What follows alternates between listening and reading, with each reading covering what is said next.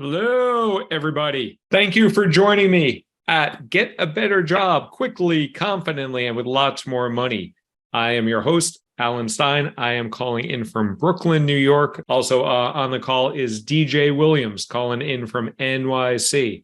He is Kadima's COO, and DJ and I have known each other for over a decade. I think a decade and a half almost, way too long. Enough about us. Let's get into it. First off, you are in the right place if you are ambitious, if you are tired of the same status quo, if you're looking for something better and you believe that there is a way to get there. Warning, before we start, I want to warn you that the stuff that you hear today will be very different than some of the information that you've heard before, some of the things that you see on LinkedIn, some of the things that you might hear from the 137,000 other career coaches out there. I like to call this, or I don't like to call this, but what I refer to it as is snake oil. And there's lots of snake oil salesmen out there who do not work about jamming your resume with all these terms and terminology to beat the ATS. Even putting white font on your resume to try to beat the ATS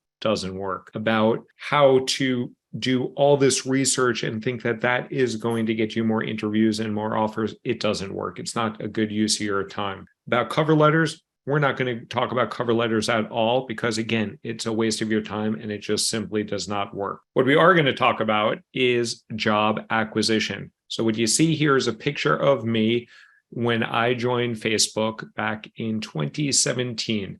They flew me and about 200 other people that started that week. I think it was 200, maybe 400. They called us noobs. That's what they call the rookies, the new people at Facebook, and they flew us out to Menlo Park. I got to meet Mark Zuckerberg, Sheryl Sandberg, and a lot of other people. And they brought in some amazing guest speakers, including Carol Dweck. Carol Dweck writes this book on mindset. The whole premise of this book is that people can either have a fixed mindset, so everything that we've been born with, we're fixed with, and we cannot grow it, or skills and capabilities can be learned and can grow. And that's how I think about job acquisition. Before we get started, I want to share a little bit about me. I started from relatively humble beginnings. What you see there, I am holding, and I actually have it on my back shelf there, a change maker from my grandpa Stanley.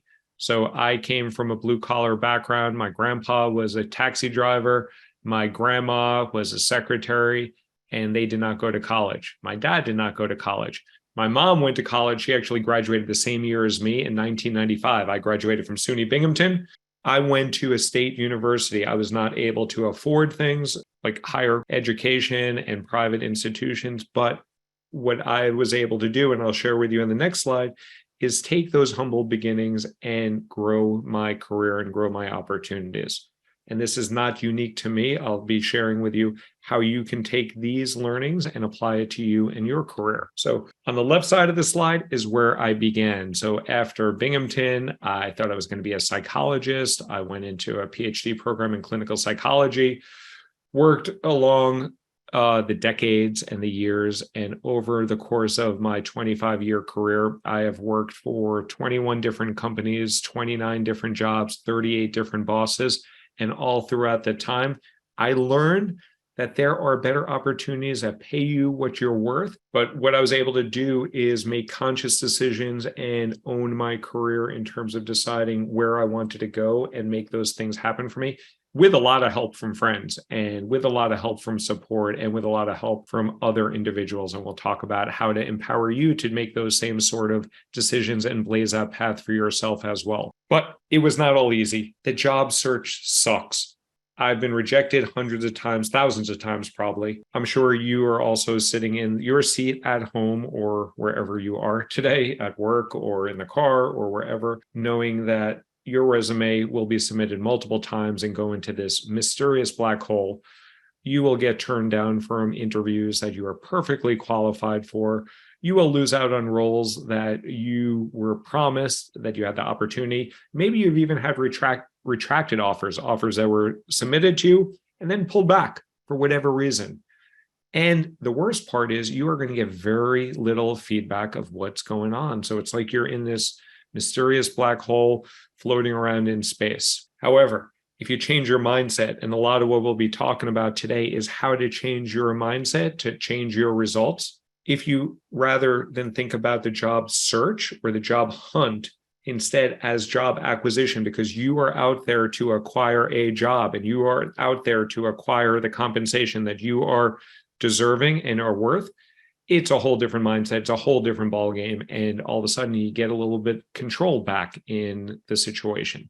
Going into Kadima a little bit, I built Kadima, and with my team here, we are on a mission to accelerate careers. And we like to make big, hairy, audacious goals in the tech space. In some, if you read Jim Collins, you'll hear this term BHAG. Our BHAG, our big, hairy, audacious goal, is to accelerate the careers of 1 million people. So we're starting individually, one by one, also with group coaching, also in other methods, but we are on a mission to accelerate and empower 1 million careers so that they can get paid what they're worth, so that you can earn the money that you deserve and you can take charge of your career. And what we use to empower our mission and model is what we call the growth framework. And you'll learn more about that as I dig into this presentation. To head off a question that many people have is, oh, does this work in Korea? Does this work in Japan? Does this work in England? Yes, yes, and yes. As you'll see in this presentation, recruiting, the job search, interviewing, applying is essentially the same in every locale. There's some different rules on probation and contracts, but getting a job is damn similar in all these countries. I've hired in most of these countries myself, and we have clients in all these countries and more. What we're trying to do also is empower people at every stage of their career growth. So what you'll hear today helps you whether you're a senior in college or a senior level executive. And I do want to talk about ageism, which is a question that always comes up. So people think that age will be held against them. And I will teach you and I'll talk to you about how age is actually your advantage. As you get more experience, you build your network and you have more opportunities. You're seen with more business maturity. So we help people all along the career spectrum. And what I'm going to be teaching you here today works across different functions and different industries. So I've worked in a lot of these industries myself. I've worked in a lot of these functions myself. Plus, we help people in these functions and industries. And frankly, recruiting, the job search is not so different, whether you're in customer success or HR, whether you're in financial services or operations. It's pretty darn similar in terms of what the process is. Some companies, some organizations have more rigorous approaches, but frankly, most companies, most organizations have fairly crappy recruiting processes and hiring processes that can be backwards engineered to your advantage. So now we're going to talk about the job acquisition process. So now here comes the good stuff. Before we get into there, this is deemed to be an interactive workshop. So I call it a workshop, not a webinar, not a masterclass, because you're going to do a little bit of work together. So get out your phone. If you have another screen to work with, it's a great time to have another screen set up so you can watch the presentation and go along with this interactive type form worksheet that we have. And please don't go ahead with a worksheet. We will be unveiling the questions in a specific order because there's a little bit of a message and intent there, and we can help diagnose some of the challenges and obstacles you might be dealing with. So get that open now. The first 5 questions, these are going to be fairly quick, and this allows us to get you your report back to you, your worksheet back to you. Fill in your information. Questions 1 through 5 should not be all that hard. And as you're filling out those first 5 questions, and don't go beyond question 5, I'll tell you a little story about Brittany. She came to me when she was working at Georgia Pacific. She was a copywriter at Georgia Pacific, and she was making way less than she was worth. She was making in the mid $70,000 range, and she wanted to work in tech. She had aspirations to work at the FANGs, the Facebook, Amazon, Apple, Netflix, Google, but we casted a wide net. And within 3 months, she was able to land a job at Supernatural. It's a startup company. It has since, I think, been acquired by Meta, or it's in the process of still being acquired by Meta. She moved over to Supernatural, increasing her compensation fairly significantly.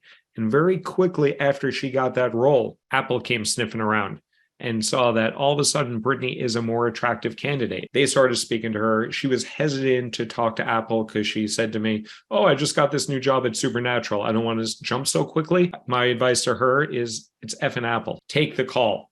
So she took the call. went through the process, got a job at Apple, and now she is earning 2.2 times her compensation that she was at Supernatural, 2.2 times Georgia Pacific, working at arguably one of the best companies in the world. And she did that all within 6 months. So, question 6. But before we get into some of the more complicated questions, answer here, how much money do you want to make in your next job? And I'm asking you here to put a specific number here. You can put in your local currency or US dollars, whatever is comfortable for you. But we'll get back to this question later on. But right now, make sure you put a number in here and stick around because we will talk about why I'm asking this now and where it comes in relevant later in the conversation. So now we're on to component 1 of the growth framework. And the first component of the growth framework is setting clear goals. Stephen Covey, who wrote the book, The 7 Habits of Highly Effective People, say the first habit is to be proactive. And all hundreds of people here are being proactive because you're joining here, you're being proactive about your career. Congratulations. Habit number 2 is start with the end in mind, or clearly state your goals and understand where you're headed. Because as Lewis Carroll talks about in Alice in Wonderland, if you don't know where you're going, any road will take you there, and it's going to be a long, meandering path. I'd rather not have you go down all those rabbit holes and instead make some progress. Before you establish those goals, I can't tell you what your goals are. Those are extremely personal to you and to your life and your situation. Here are some things that many of my clients and friends talk about in terms of things that are important to them. It could be diversity, equity, and inclusion. It could be working for a stable company, working for a good manager, feeling competent, getting paid what you're worth. Could be different things for different folks. Put in on question 7, what is important to you? You can use some of these factors as sparks, but this is not a multiple choice. Everybody has different values that are important to them. So in question 7, now that you know what is important to you, it's time to clarify those goals a little bit further and identify target organizations, target companies that will align with your goals. So there's lots of ways to think about what sort of companies to work at. I have generally been told, I was taught this during my MBA back in 2005, to generate a list of 40 companies. And I've heard that number 40 told to me multiple times. I don't know if there's any magic with the 40, but it seems like a pretty good number to work with, of thinking about 40 organizations that you aspire to work at. And if you can't think of them off the top of your head, I'm not going to ask you for all 40, by the way, right now. There are several lists to leverage to find some of the best companies in the world. And just a little plug for Kadima. If you go to our website, kadimacareers.com, you can download our list of the top 100 companies that we have vetted that generally pay people well, treat people well, and accelerate your career. But there's lots of other lists out there as well. As you're thinking about what companies to target, this is something that I personally always cared about. Which company is going to pay me? So if I am going to be a salesperson at IBM, the median compensation there is $61,000, not necessarily for sales, but all roles at IBM. Or I could choose to do sales at Meta and make a median compensation of $296,000. So I could sell hardware or services or whatever IBM sells nowadays, or I could sell ads. And if I'm a good salesperson, I'd rather sell something that's easier to sell and that I would get compensated more with. So why not focus your targets on companies that pay well? And most people know most of these logos here. A question I often get is, what's that green logo with the 221,000 median comp? That is ServiceNow. And the one next to it with 242,000 is Gilead Science. So there's lots of companies out there. This is not a list of all those companies. You can find this out through the Wall Street Journal as well. But as you think about what company to work at, where to deploy your strengths and skills, why not get paid more than less? And to put that into perspective for those of you that forget what median is, and I forgot that even though I took stats 3 times in my student career, this means that if you're at Google, that they have 178,000 employees now, and that is after they laid off 12,000 people. They have 178,000 people. So if you cut that number in half, that means 89,000 employees are earning north of $279,000. That's more people than that can fit in MetLife Stadium. And Google right now has over 2,000 roles open. So even if you assume that only a quarter of those roles, not even half, A quarter of those roles are at or above the median pay. That means that there's 500 lottery tickets waiting out there for you to go purchase and you to go capture that will pay you $279,000 annually, an annual payout. I get lots of questions of startups, and people are very attracted to startups. If you want to ask DJ a question a little bit later, he has extensive experience at startups. Startups can be sexy. They can be interesting. You could be a bigger fish in a smaller sea. But in 2/3 of the cases, you will not wind up getting the upside of equity that you always think about on startups. One of my 21 companies I worked at was in venture capital. And when I worked in venture capital, we invested in a lot of startups. And us at BEV Capital, along with our venture peers, had this rule of a third. A third of the companies would carry the return of the fund, would be like the next Google or eBay or Tesla or Gilead Life Sciences or something like that. A third of the companies would go belly up, bankrupt. And then a third would break about even, but the ones that break about even pay the venture capitalists their money back and pay the startup founders quite decently. But you as an employee coming along later stage are going to get squat in those options and that equity upside. So when you join a startup, understand that you should join it for other reasons than that equity upside. And that is why when I advise people, when I coach people, I generally tell people to shoot for the moon. And if you shoot for the moon, you'll land amongst the stars. So aim high. Do not pull yourself out of opportunities just because you don't think that you are Google material or you don't think that you are Facebook material. I have been there. I have seen it. There are plenty of people, plenty of different functions, plenty of different backgrounds that are at those companies. So shoot for the moon, and at the very least, you will land amongst the stars. So now, question 8. Put down just 3 companies. I'm not asking you for 40. If you want to add 40, I don't think we limit it on this question. But all I'm asking for you is 3 companies that you would like to target in your job search. As you are responding, I will tell you another story of a great success. Marissa. She's a former client of mine. She comes from a neurodiverse background, so she understands and learns things in a different way. She was working at a recruiting, like an executive search company, and she was concerned about her job security because recruiting companies are notorious for going up and down with the economy. She wanted to get a job back in tech. I had met her at Tableau. She wanted to get back into tech, and she was hesitant to apply for the big tech companies. And I told her, I was like, Marissa, why the hell not? I knew her work. I knew her capabilities. I saw her background, and I knew that she had the desire and the motivation to achieve her goals. So she said a bunch of target companies, including some of the FANGs. And now she is a program manager in talent acquisition at Netflix, earning more money than she's ever done before. And she increased her compensation by $51,000 by working with the process that we're teaching you here today. So now component number 2, realistically leverage your strengths. And this is what I mean by this. So Reese Witherspoon was on a podcast with Adam Grant, who, if you don't know Adam Grant, he's an organizational psychologist, wrote the book Think Again and Give and Take and a few others. She was on the podcast, and Adam Grant was asking her about career-related advice. When she was younger, she was an athlete in high school, maybe college, but she also she came to a point where she realized that her athletic prowess just wasn't going to carry her to the next level. But she realized that she was a pretty good actor. And she later in life learned that she was a pretty amazing singer as well, because she won the Oscar in Walk the Line, the book about not the movie about Johnny Cash. So what she told Adam Grant is for people not to chase your dreams. So she had dreams of playing sports, but she realized that she had talents in other areas. So her advice, which I think is damn good advice, is don't chase your dreams, but rather chase your talents and play to your strengths. And everybody has strengths, whether it is schools that you've worked at, whether it is companies or are companies that you've worked with, levels of leaders that you've worked with, partnerships that you've worked on. Everybody has strengths that they can leverage and lean into.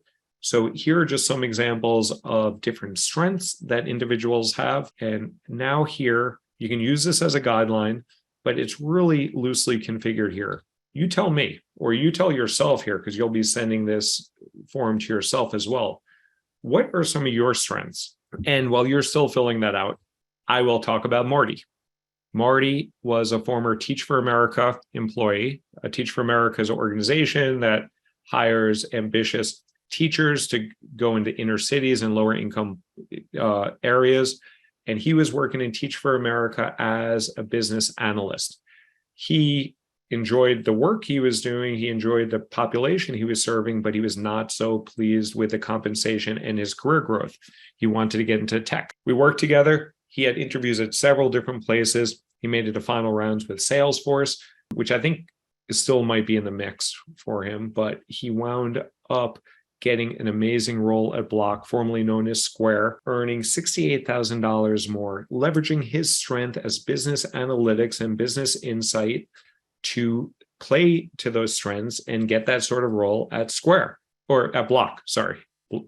Square was 2D, now Block is 3D, so it's a whole new company, but different name, similar company. Let's talk about component number 3 now. This, if you take nothing else away from today's workshop, building relationships is the key to everything. This is something else that I learned back in business school in 2005. I never heard the term informational interviews. I don't know if you have heard about them or not, but informational interviews are essentially conversations you're having often in a one-on-one setting with somebody where you are interviewing them to solicit information about how they got the job, about how they landed in that company, about how they navigated their career. And these informational interviews are so key to building and leveraging and developing relationships that will eventually get you referrals. You do not want to ask for a referral, you want to earn a referral.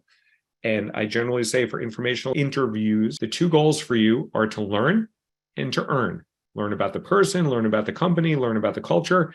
And if things go well, they will say, hey, Marty, appreciate the time, appreciate all the great questions that you came prepared with. If I can ever help you out, get you a job here at Block, let me know. I'd be happy to put you in as a referral. And that is a definition of an earned referral. If you do not have connections and you do not have a network, everybody started with zero network and everybody can build it. This is an example of me reaching out to somebody at Apple to show people if you do not have any connections at Apple, you can look at a commonality from your past. And in my case, I went to Binghamton University, a relatively small university, not a big name brand university. I look for people that went to Binghamton. I look for people that are now at Apple. I reached out to this guy, Chinton, and within a couple of days, he replied to me and he was queued up for me to have an informational interview with him. I wound up not having the informational interview with him, but he responded to me, and I've done this a number of times. And the reason I didn't have the informational interview is I didn't pursue it because I wasn't really looking for a job at Apple. But there are ways to build the relationships with people based on a set of commonalities that you have. And you do not need to just do this on LinkedIn. LinkedIn is an amazing tool. I am not a Microsoft investor, but I wish I should be. I wish I was, because with their investment in LinkedIn and OpenAI, which we'll talk about ChatGPT a little bit later, there are multiple other avenues where you can build relationships at your church, at the Little League field, at business-related events, alumni-related resources. There's lots of ways that you can build relationships offline and online. Here's a story of Barath. Barath came to me. He was unemployed at the time, and he was having a really hard time landing interviews. And I was able to diagnose that the reason he was not getting interviews is his resume was not being seen. The reason why his resume was not being seen is he was submitting it in cold instead of with a referral. So I worked with him to build relationships. He happened to go to a lot better school than I did. I went to Binghamton. He went to University of Chicago. And University of Chicago not only has a lot of successful graduates, but also graduates that are willing to help out. And lots of universities have graduates and alumni networks that they are willing to help out with. So he leveraged that to build relationships at a number of different companies. He got a job at Amazon first. He was not so thrilled there because it did not align with some of his values. And then quickly thereafter, ADP came, and now he is working at ADP, making about $250,000 a year as a senior director of product manager. So now we're going to talk a little bit about your relationships and your network. There's going to be some math here. I promise it's not too tough. Question 10 through 14. We'll ask you a series of some questions here. I'll help you out with the math. It will not be that hard. The first question, question 10 here, is what year did you begin your first full-time job? So for me, I graduated in 95. My first job was really in 96. So I consider my starting year in 1996. So I have 27 years of experience. 2023 minus 1996 is 27 years of experience. So you take the number of years of experience and you multiply that by 100. So in my case, 27 times 100 equals 2,700. So take your years of experience, multiply it by 100, and put in your Lion score. Again, you'll find that I like acronyms. It is your LinkedIn Optimal Network Score. Now, question 13, think about how many connections you have on LinkedIn. And if you're someone that gathers lots of followers, I'm not really interested in the followers. I'm really interested in the connections. And there's a subtle difference there I'm not going to go into. But look at your network on LinkedIn. Look at how many connections you have. And then question 13, enter how many connections you have on LinkedIn. And if you don't know that off the top of your head, just guess it right now. It doesn't have to be exact, but ballparkish. Look at your LinkedIn profile and you should be able to tell your number of connections that you have. Now, let's go to the Linus score. Take the number of connections you have. So say you had 3,000 connections and take your Lion score. So 27 times 100, 2,700. 3,000 minus 2,700 is a positive 300. If this number is positive, if you have more connections than your Lion score, congratulations, you're likely using LinkedIn's platform effectively to build and nurture your relationships. If your number is on the negative side here, it means that you probably are not taking as much advantage of connections and building relationships as best as you can. We'll talk a little bit more about how to improve that, but this is a good indicator of how well you're building and leveraging your relationships. Component number 4, work the system. As I'll talk about now, getting a job, recruiting, hiring, interviewing, whatever you want to call it, it's a game. And it's a game that's played in a fairly similar way at every organization, in every country, for every role. In about 90% of the cases, this is the case. So before you play the game, you got to know how the game is played. There are 3 primary points of entry into the game, into talking to an actual human being. You can apply coldly. A lot of people do that on Indeed, on LinkedIn, the website of the company itself. You can be recruited. If you worked at good companies, you went to good schools, congratulations. Companies are going to reach out to you and recruit you. Or you can be referred. And referral is the best area of focus that only 7% of people use, but 40% of hires come through the referral channel. In my case, 24 out of my 29 jobs started with a referral. Didn't mean I didn't need to interview after, but that's what got me considered. If you get into this funnel, I call it a job acquisition funnel, you get past the yellow, the screening process, congratulations, you get to speak to human beings. You'll get to the recruiter, the hiring manager, the loops. And if you are fortunate enough and you're prepared and you're the best of the competition, you will get an offer. That is essentially how the system works. And Wesley came to me. He was struggling with getting interviews. He was submitting lots of resumes. He did not have any core name brand companies on his resume when he came to me, nor schools. We worked together to build his relationships, to build his network. He built relationships within Salesforce. He got a referral within Salesforce. Then we worked together to prepare for every stage of that interview. And 2 or 3 weeks later, he got a great offer at Salesforce as a technical account manager, making $132,000 more than his previous job. So now let's try to diagnose what's going on in your situation. So think back over the last 60 days. Take today, subtract 60 days from it, 2 months ago. How many applications do you think that you submitted? Some people keep a spreadsheet of this or a tracker of this. Some people have no idea, but take your best guess of how many jobs you have applied to over the last 60 days. Now, think about how many of those resulted in interviews. And I'm not talking about 3 different stages of interviews, but how many roles have you interviewed for over the last 60 days, the last 2 months period of time? How many offers did those generate? So applications, interviews, offers. Put those questions down and that will diagnose what could potentially be going on. If you are not getting applications in, you might be afraid of taking your shot. You might be shying away from things. There's a lot of research out there that people, if they do not see all the requirements that they are comfortable with, will not apply. It especially occurs with people of color, with women, and people that just don't have other people that do not have confidence to apply for those sort of roles. So take your shot. If you're applying and you're not getting interviews, it likely means that you're not leveraging and building relationships and earning those referrals. And if you're getting a lot of interviews, but you're not getting those offers, my hunch is it could be a lack of preparation. It could be not doing the right research before the interview. Could mean that you're not taking enough swings at the plate. It could be a small sample set that you got to 2 interviews and you're 0 for 2. It's too small of a sample set to expect success with. And this slide is not meant to scare you, but this is how I have taken my approach and how my clients take their approach. They take a portfolio level approach. So last time I was looking for a job, when I was thinking about leaving Salesforce, I applied to 300 distinct roles.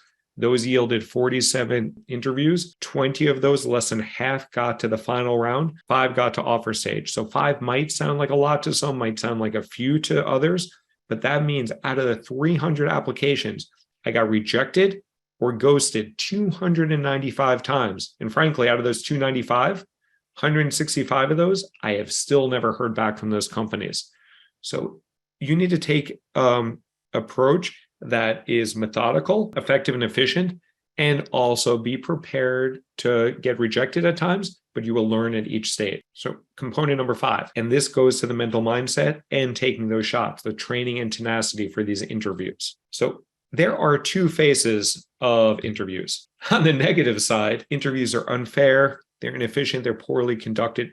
I think everybody here would agree that interviews kind of suck. You're going to get ghosted. You're going to get rejected for jobs you're perfectly qualified for. Very few people outside of myself enjoy interviews. But on the positive side, they are damn consistent. And we'll talk about the consistency there. And the positive aspect of the consistency means that you can backwards engineer a solution to go from interview to offer. I have interviewed myself for about 1,000 companies, about 1,000 different jobs in my career. I've probably also interviewed 1,000 people, including 500 people while at Google. And this, what I share with you now, occurs in about 90 to 95% of interviews. The first stage is talking to the recruiter. The recruiter is trying to look for knockout factors to make an easy no for you. So they might be asking about location. They might be asking about compensation. They may be looking at the requirements. And if you say no to any of those things that they need, you are rejected. You're voted off that island. So you want to get past that recruiter stage and be prepared for that interview. If you get past the recruiter, congratulations. You get through to the hiring manager. The hiring manager is assessing essentially 2 things at this stage. 1, can you do the role that I need you to do? Because I open this role on my team, I need you to do this. And secondly, can I manage you? Because I'm going to be your boss.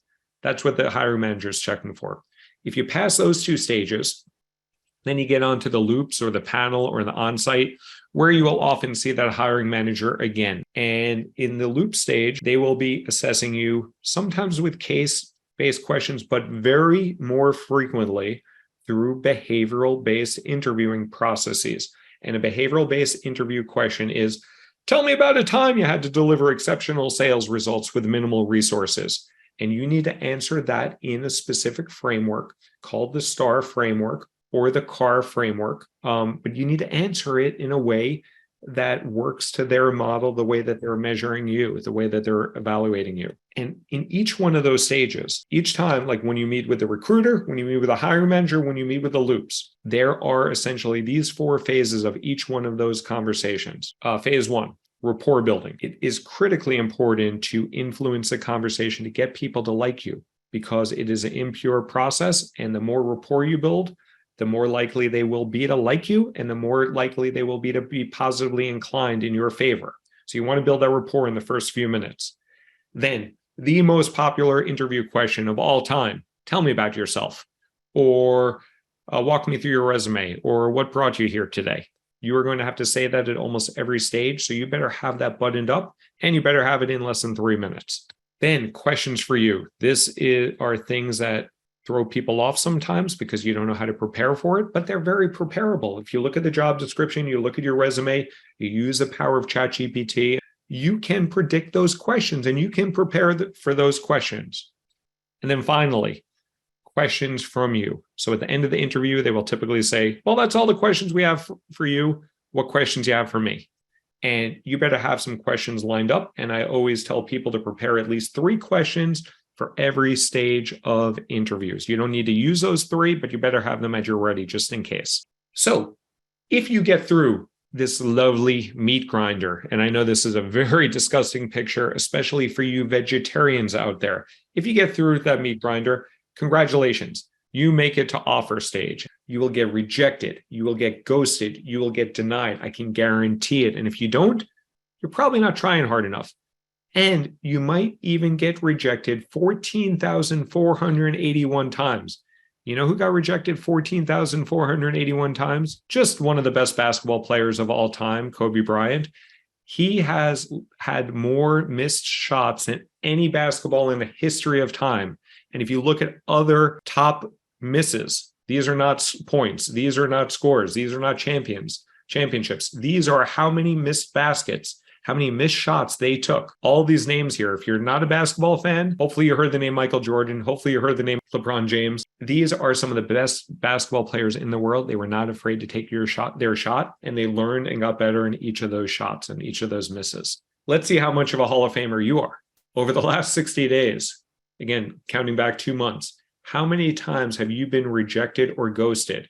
And I kind of wear this as a point of pride myself. Like I shared with you previously, I applied to 300 jobs. I got 5 offers. That means I got rejected 295 times. I don't know if anyone's going to beat me on that, but I would love to see the results. And I would appreciate those that are taking their shots. Let me tell you a story about Jackie. Jackie worked with me. She took lots of shots. She was working at the ASPCA previous to this, and she was looking to get back into a professional career. She got far along with lots of interviews. I think she got far along with BNY Mellon. She got far along with Tableau software. She got far along with, I think, Salesforce as well. And she lost out at the final rounds in all 3 of those to other candidates that just had either more experience or were referred or what have you. She continued to persevere. 7 months later, she got an awesome job at Dell, where she is now leading global loyalty and customer experience at Dell, making more money than I believe she's made in any previous job because she continued to persevere and continued to take her shot. So now we're on to the last stage of the growth framework, high impact negotiation. Are you getting paid what you're worth? Yes or no? Or maybe no idea. This question is important because it will direct the next series of questions in the worksheet. Are you currently employed? Now, question 21, how much are you earning on an annual basis? And if you are not currently employed, think back to your last job. How much you're earning on an annual basis and do total compensation. So if you get salary plus bonus plus stock options or whatever, add all that up and put down what your current annual compensation is. And I'll tell you why we're asking this in a second. People ask me all the time, how much should I be making? And they will come to me and say, oh, I looked on levels.fyi or salary.com, or I checked out Blind or Fishbowl, and they say I should be earning this amount of money. Well, I don't know if those, actually, I know for a fact that those sources have some sense of accuracy, but there is huge selection bias there. So in almost every case, whenever someone says, how much should they be earning? My answer is more. When you go to those sites to look for compensation, it is really hard to compare apples to oranges, and compensation is extremely confusing. These are just some of the different components that different companies I've worked at or clients of mine have worked at have. They could have sign-on bonuses, they could have retention bonuses, they could have RSUs, restricted stock units, they could have ESPPs, employee stock purchase plans, they could have quota, they could have draw, they could have spiffs, all these different things. Very confusing. I think companies intentionally obfuscate this for employees just to keep us down. That's my guess. But either way, it's super confusing. When I was at Salesforce, I wanted to see the veracity of some of these aggregators of salary information. So I looked at levels.fyi and I looked at some of these others. I looked at levels.fyi because that's known to be one of the better ones for tech compensation. I was a level 9 at Salesforce in New York. I put that into levels.fyi. It spit out this range of compensation that I should be earning somewhere between $90,000 and $428,000. First off, a range like that, not so helpful. Secondly, if I were to believe that, I would never have fought for more money because a 428 was lowballing what I was actually making. I am not putting this slide up here to boast or brag. What I am putting this slide up here for is to show what some top companies will pay. So what you see here in the top box with the red arrow, that was my compensation the last year at Salesforce. This is my W-2. And the $515,000, $515,336, that included $205,956.34 of RSUs, restricted stock units that vested that year, that turned into cash, that were able to pay for my mortgage, my kids' tuition, charity, and actually funding a lot of my retirement funds, which is now being used for academic careers. So I don't really give a crap if they're paying me in RSUs or bonus or equity or whatever. Just show me the money.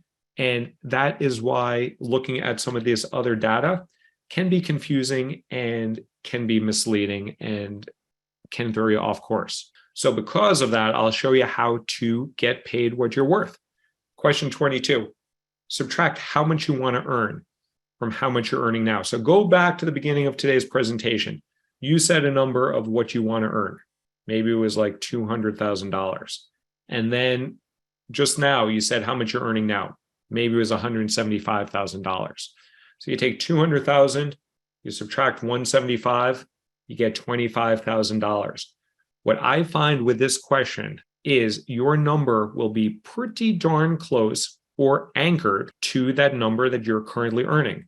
And that is extremely dangerous for lots of reasons. And I'll share with you in a second why it's so dangerous to anchor what you want with what you're currently being paid.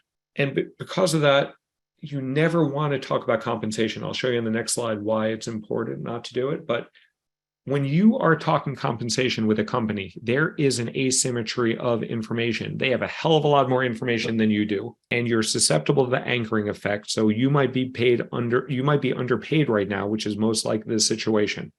And if you come up with a number that is too low, you're going to cut your knees out from under you when it comes to offer stage. And if you come up with a number that's too high, you're going to eliminate yourself from further interview opportunities with that company for that role. And you do not want to eliminate yourself at that stage. So never, ever talk about compensation except for 3 specific situations. 1, if you know you're getting paid damn well and you don't want to waste your time. 2, if they give you a homework assignment and you don't want to waste your time. So you want to know what the compensation is before you spend a whole weekend doing their homework assignment, their project. Or 3, you have too many interviews on your plate, you're overwhelmed with interviews, and you don't want to waste your time. So unless your time is not better served getting another interview and building that relationship and getting that practice, don't talk about comp. And if you have trouble figuring out how to deflect, defer, or decline talking about the compensation, take a screenshot of this slide. I also have a LinkedIn post on this. But here are the 3 ways to deflect, defer, and decline to talk about compensation. And it works like a charm. It worked with me with Amazon last year. It works with my clients. You do not need to discuss compensation. And frankly, they're not allowed to ask what you're currently making in 19 states and most countries. So you don't have to disclose what you're making. And they're not even legally allowed to ask you. Another reason why you should not anchor: if you are a woman, if you are a person of color, if you are Latinx, Native American, Asian Pacific Islander, multiracial, you're looking at numbers here that are public information that shows that women get paid 76 cents on the dollar versus a man. That black individuals get paid 76 cents on the dollar as well. And when you have that intersectionality, so if you're a Black woman or a Latina woman, you are likely getting paid even less. So if you say this number and you fall into one of those groups, not only is it wrong for everybody to share this, but you as someone in one of these groups that have been historically underpaid are likely anchoring at a number that is selling yourself short. I'll tell you a story about Susan here. This is not her real picture. She is a real person. She just doesn't want to to be shared here. She used these tactics to deflect, defer, and decline to talk about that compensation with Google. She got the offer from Google. It was a very nice offer. It was $40,000 more than her previous job, but working with me, working through the process, we were able to get her another $143,000 more than her initial compensation, just because she did not sell herself short early on. She did not anchor. Once they made the offer to Susan, then all of a sudden she had leverage and she was able to negotiate quite a nice bump in her compensation. This is useful because we're going to share this survey with you. And looking back on this a few months down the line, I'm just curious to hear, what are your career goals? Because as you design your job acquisition approach, it's important to know what your goals are. So write your goals down here in question 23. Question 24, what's held you back from achieving those goals? I can take a guess on those, and I'll give you a couple of seconds to respond there. Here are lots of reasons that I hear from people of what's holding them back. I don't have a strong network. I just started this role. I don't want to switch so quickly. I'll be seen as a job switcher. One of the most common ones I hear is I'm too old. Ageism is out there. I will not decline, I will not deny that that exists, but age can work just as much to your advantage in terms of business maturity, in terms of experience, in terms of network, as it could against you. And frankly, in most cases, I find that age is a neutral factor, one way or the other. But it's something that a lot of people say in their head that might be holding them back. But the most common question I hear from people of what's holding them back is, I'm not ready yet. I'm going to wait till the end of the summer. I'm going to wait till next year. I'm going to wait until I get my bonus. I'm going to wait until X. Well, there's a Chinese proverb that says the best time to plant a tree was 20 years ago. The second best time is right now. I have a little twist on this. Call it my little Brooklyn proverb. The best time to look for a job was 6 months ago. The second best time, right now. And the longer that you wait, the more money you're leaving on the table. And as you'll hear a little bit shortly, and we shared with you, the clients that I work with are earning $127,000 more money after working with us than before. So that is like leaving $10,000 on the table for every month that you wait. So question number 25, how quickly are you ready to make a change, get better job, and get paid what you're worth? Now, I'll share a little bit about how Kadima helps you, and then we will open it up to the Q&A. What we're trying to do at Kadima is solve for, I'm not saying it's a broken hiring process, because the hiring process is working as intended. It is working to meet the needs of the companies that are paying recruiters and are paying to hire people. So it's working for them. But what we do is we help you beat this system that is tilted in the company's favor. And what we do is we deploy the growth framework. So everything that you heard today, the G is goals, establishing those goals. The R is realistically assessing and leveraging your strength. The O is building that outreach effectively, efficiently, mutually beneficially.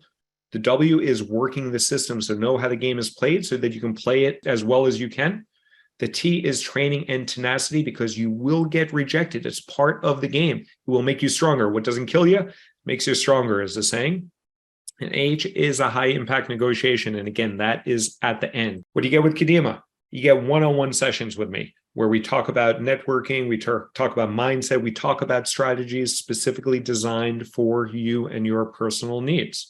You also work with specialized coaches. So I have a series of coaches that come from some of the best companies in the world. A lot of them come from the tech space, not because we only focus on tech, but tech companies interview the most. They interview at such high volume that these coaches that I work with are skilled in understanding every aspect of the recruiting process, so they can work with you on each area of deep focus here.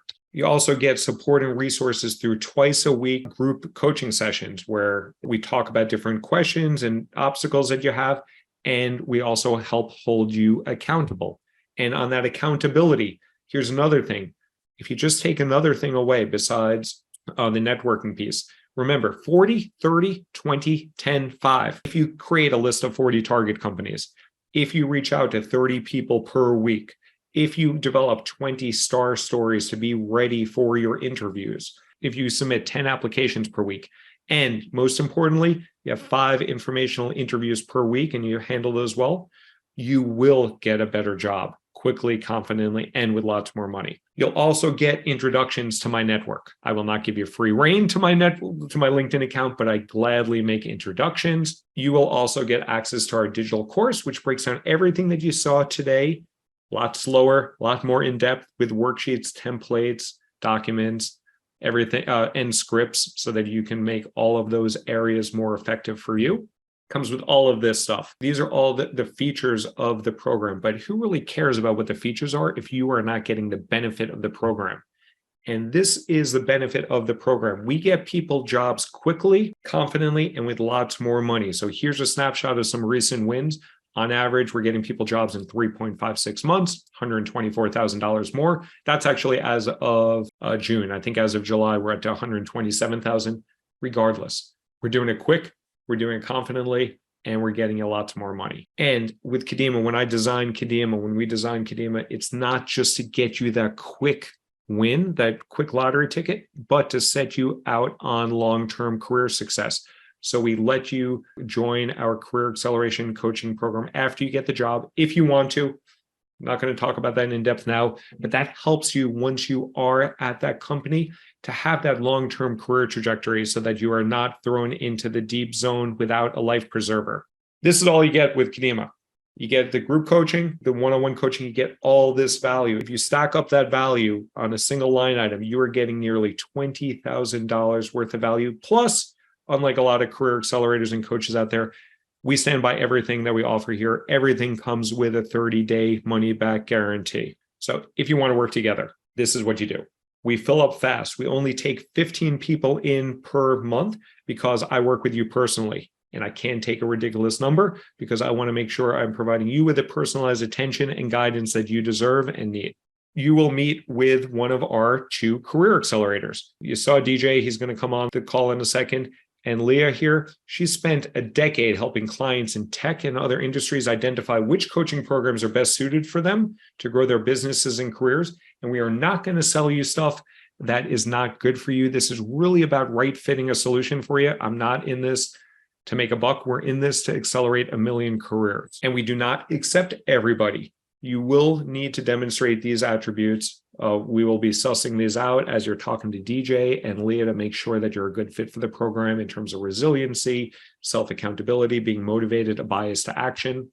But there is a cost here. There is an investment on your side. So that nearly $20,000 of value, that access to me, access to my coaches, access to my network, access to the course, access to a great job, empowering you to transform your job search into job acquisition, it costs $7,500. We've designed this to provide you a ridiculous ROI of 17 times. So we do not guarantee these numbers, but these are based on our July numbers, and we get people jobs quickly, confidently, and with lots more money. You also get the accountability, the care, the access, feedback. I give a lot of feedback, and the community. The community has been unbelievably supportive, and the community grows by the day. So you get access to our community as well, and not just the people that are in Kadima now, but past members of the Kadima community as well. If you do not have the time, if you do not have the money, we do not want to eliminate you from accelerating your career and empowering your career. So we also offer a digital course. Feel free to join that. That also comes with a 30-day money-back guarantee. The digital course typically goes for $597, but if you sign up, limited time, we are offering $200 off this course. So it goes down to $397.